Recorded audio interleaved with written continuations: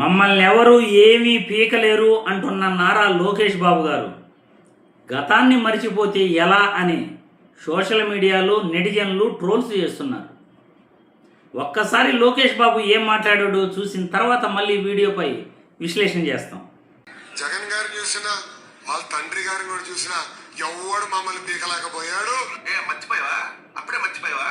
2 ఏళ్ల క్రితం ఈ బాబు చంద్రబాబు నాయుడిని 53 రోజులు జైల్లో ఉన్నప్పుడు ఒళ్ళంతా రాగాలున్నాయి, గుండెకి బొక్కబడింది, పక్కనే అంబులెన్స్ ఉండాలి, ఒక కన్ను కనపట్టలేదు, ఏదో కార్డియో మయోపతి బియోపతి గియోపతి అనేటటువంటి వ్యాధితో బాధపడుతున్నాను అని చెప్పి బెయిల్ తెచ్చుకున్నాడే. మర్చిపోయావు? అప్పుడే ఏం పీకలేకపోయారంటున్నావు కదా. చూశారుగా లోకేష్ బాబు మాట్లాడుతున్న మాటలు సోషల్ మీడియాలో ఎలా ట్రోల్ చేస్తున్నారో. గత 2 ఏళ్ల క్రితం జరిగిన సంఘటనే నువ్వు ఎలా మర్చిపోయావు లోకేష్ బాబు, నువ్వేమన్నా గజనీనా అని అంటున్నారు. నీకు అంత మతిమరుపు ఎలా వచ్చింది? గత 2 ఏళ్ల క్రితం మీ నాన్న చంద్రబాబు నాయుడు అరెస్ట్ అయితే నువ్వు ఎక్కడున్నావు? నువ్వు భయపడి రాష్ట్రంలో లేకుండా నువ్వు ఢిల్లీలో పోయి కూర్చున్నావు. అక్కడ కేంద్ర మంత్రులతో కేంద్ర పెద్దలతో నువ్వు అక్కడ మంతనాలు చేస్తూ ఉన్నావే కానీ నువ్వు కనీసం రాష్ట్రంలో అడుగు కూడా పెట్టలేదు. పోలీసులు నిన్నొచ్చి ఢిల్లీలో నోటీసులు ఇస్తే కనీసం నువ్వు నోటీసులు తీసుకునేదానికి కూడా భయపడ్డావు అని సోషల్ మీడియాలో నెటిజన్లు ట్రోల్ చేస్తున్నారు. నిజంగా లోకేష్ బాబు ఇటువంటి వ్యక్తిగత విమర్శలు చేయడానికే ఈయన పనికొస్తాడు తప్ప పరిపాలనలో ప్రజలకు సేవ చేయడానికైతే ఈయన పనికి రాడు. అందుకు ఉదాహరణ ఆయన వెలగబెడుతున్న విద్యాశాఖ మంత్రి.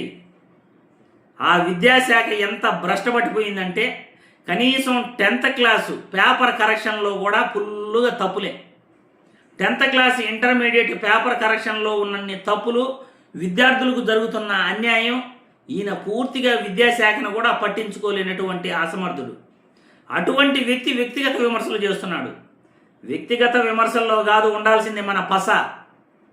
ప్రజలకు మంచి చేయటంలో ఉండాలి లోకేష్ బాబు. మన యొక్క టాలెంట్ అంతా ప్రజలకు మంచి చేయటంలో మీకు కానీ మీ నాన్నగారికి కానీ ఆ టాలెంట్ లేదు.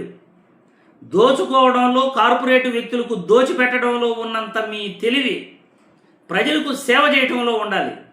వ్యక్తిగత విమర్శలు చేయటంలో, దుర్మార్గమైన తప్పుడు ప్రచారం చేయడంలో ఉన్నంత తెలివి ప్రజలకు మంచి చేయటంలో, సంస్కరణలు తీసుకురావడంలో, పేదవారిని ఎలా అభివృద్ధి బాటలో నడిపించాలి, పేదరిక నిర్మూలన ఎలా చేయాలి, పేద బిడ్డలకు ఎలా మంచి చదువు అందించాలి, మంచి వైద్యం ఎలా పేదలకు అందించాలి, దాంట్లో ఉండాలి మీ తెలివంతా.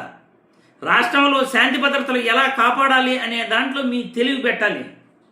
ఈరోజు రాష్ట్రంలో శాంతి భద్రతలు పూర్తిగా లేవు.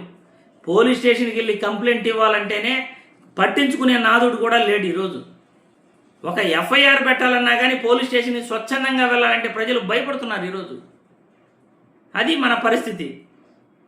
ప్రజలకు మంచి చేయడంలో, మంచి సంస్కరణలు తేవడంలో లేని తెలివి వ్యక్తిగత విమర్శలు చేస్తే దేనికి పనికొస్తాయి చెప్పు?